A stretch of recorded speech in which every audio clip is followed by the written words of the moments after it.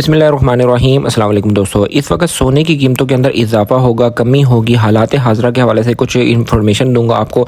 जो लोग हमारे चैनल पे नए हैं, हमारे चैनल को सब्सक्राइब कर दें, साथ लगे बेल के आइकन को और नोटिफिकेशन को भी ऑन कर दें ताकि आने वाली नई नोटिफिकेशन आप तक बर वक्त पहुँचती रहे। तो जनाब, कुछ इंटरनेशनल मार्केट के हालात हाज़रा के हवाले से बात करेंगे, वर्ल्ड की न्यूज़ के हवाले से बात करेंगे और डोमेस्टिक लेवल पर जो जंगी हालात हैं उसके अंदर बहुत ज़्यादा अल्लाह पाक ने रहम कर दिया पाकिस्तान के साथ। पाकिस्तान ने जो इक़दामात किए उसमें अल्लाह ताला ने हर इक़दाम में अल्लाह ताला ने मुल्क पाकिस्तान को बरतरी अता फरमाई और इंडिया को, भारत को इस वक्त पूरी दुनिया में ज़िल्लत का सामना करना पड़ा। और उनके मीडिया ने भी इस बात को तस्लीम कर लिया है कि हम जितनी बातें करते रहे, हम सब झूठ बोलते रहे और हम ये झूठ कब तक बोलते रहेंगे।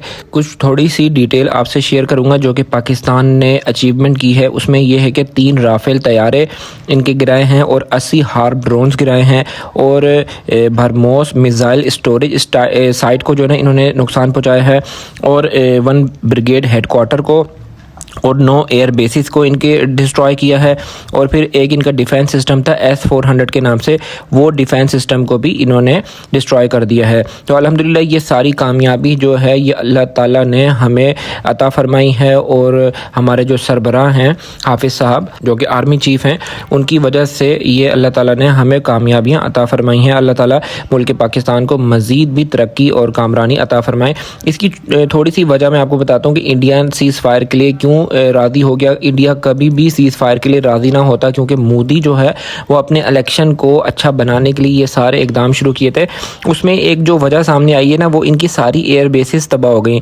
अब आजकल जो एक नए दौर के अंदर जो फ़ाइट होती है ना, वो उसमें सबसे फ़र्स्ट ऑफ ऑल जो है ना एयरक्राफ्ट की जो है ना जंग है। ज़मीनी जंग जो है वो बहुत बाद में आता है उसका नंबर। सबसे पहले जो है ना एयरक्राफ्ट जो है ना हवाई जंग की जो है ना आजकल न्यू टेक्नोलॉजी जो है ना उसको प्रेफर करती है। तो जब इंडिया की 9 एयर बेसिस को तबाह कर दिया गया तो मोदी फिर किस तरीके से अपना जो है ना मुल्क की डिफेंस को कर सकते थे, आगे चला सकते थे। इसलिए इंडिया को घुटने टेकने पड़ गए और ये जो इनका नुकसान है ये अल्लाह के फजल व करम से पाक फ़ौज ने किया है। और इसराइल को और पूरी दुनिया को ये पैगाम गया है कि मुसलमान जो है वो इतना कमज़ोर नहीं है, मुसलमान बहुत ताकतवर है। और ये समझे थे कि जैसे हम एक पाकिस्तान को इंडिया का मैच हराते हैं उस तरीके से हम इनको जंग भी हरा देंगे। लेकिन अल्लाह ताला ने हमें ऐसी बरतरी अता फरमाई कि अल्लाह ताला ने हर तरीके से पाक फ़ौज को आगे रखा। तो ये तो हो गई जंग की न्यूज़। कुछ हालात हाज़रा के हवाले से काफ़ी सारे बहनों और भाई हमसे पूछते थे कि जंग की वजह से सोने की प्राइसेस के अंदर इजाफा होगा, कैश रखें या गोल्ड रखें। देखिए, अगर जंग की वजह से इसके अंदर इजाफा होना था, इसके अंदर पैनिक आनी थी तो आपको रेट जो है वो 3,62,000 63,000 नहीं मिलता आपको, बल्कि रेट मिलता 70 75 80 हज़ार पे रेट मिलना चाहिए था।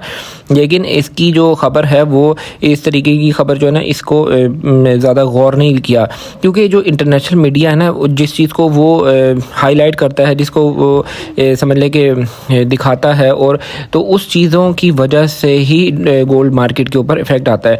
अब देखें, जिस पाकिस्तान और इंडिया के इस मार्केट के ऊपर इतने ज़्यादा शेयर्स नहीं हैं और हमारा जो ममालिक है गोल्ड की ट्रेडिंग से हमारा कोई ताल्लुक़ नहीं है और इंडिया का भी इतना कोई ख़ास अमल दखल नहीं है इस मार्केट के ऊपर। इसलिए इंटरनेशनल मीडिया ने भी इस खबर को थोड़ा सा कह लें कि 1-2 उनकी जो चीज़ें हैं ना जो उन्होंने शेयर की हैं, इसकी वजह से इंटरनेशनल मार्केट के ऊपर इतना ज़्यादा इफेक्ट नहीं आया। हाँ, अब जो आने वाले वक्त में इंटरनेशनल मार्केट के बढ़ने के इम्कानात हैं उसकी कुछ रीज़न्स हैं, वो मैं आपको बताता हूँ।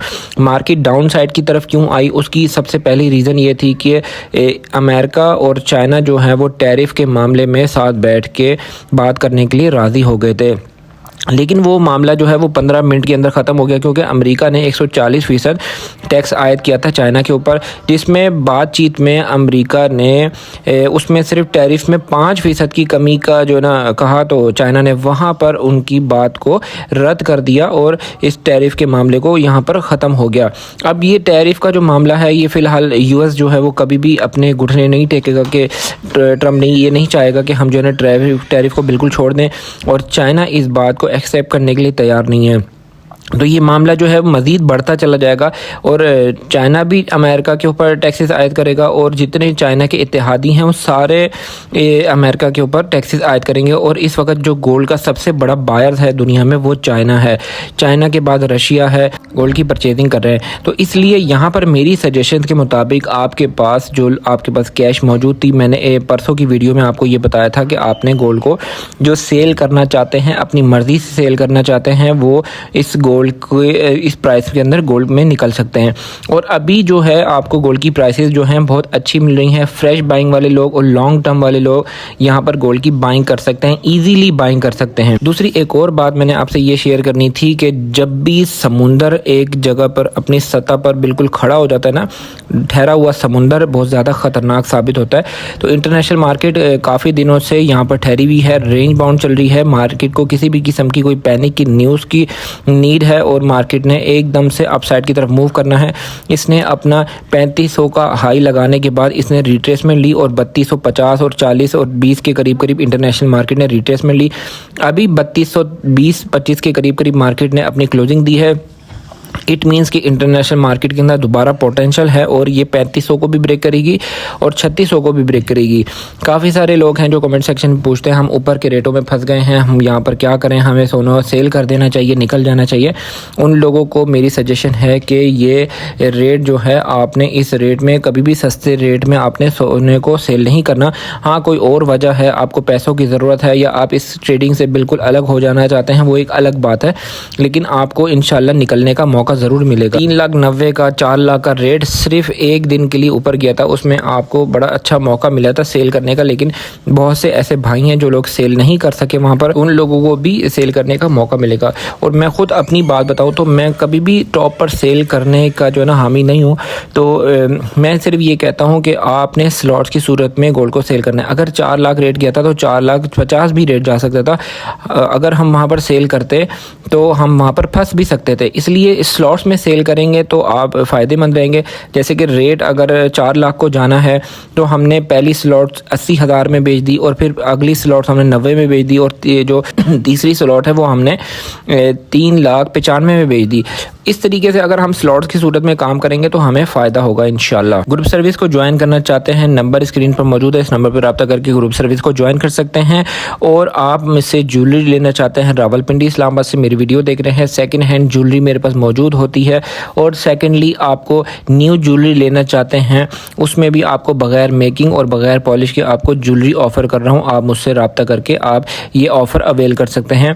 आज की तारीख में सोने की प्राइस चल रही है 3,61,700 रुपये, पठूर की प्राइस है 3,57,700 रुपये। ये 24 कैरेट पठूर की प्राइस है। और इस वक्त पेशावर में पक्के तोले का रेट चल रहा है 3,73,500 रुपये, पेशावर में पक्के तोले का रेट है। रावलपिंडी डिवीज़न में इस वक्त पीस की प्राइस है 3,62,500 रुपये और पठूर की प्राइस है 3,58,500 रुपये। ये पठूर की प्राइस है। उम्मीद करता हूँ वीडियो आपको अच्छी लगी होगी। इस वीडियो को लाइक ज़रूर कीजिएगा, चैनल को सब्सक्राइब कीजिएगा। फिर मिलते हैं नेक्स्ट किसी अच्छी वीडियो में किसी अच्छे कंटेंट में। टेक केयर, अल्लाह हाफिज़।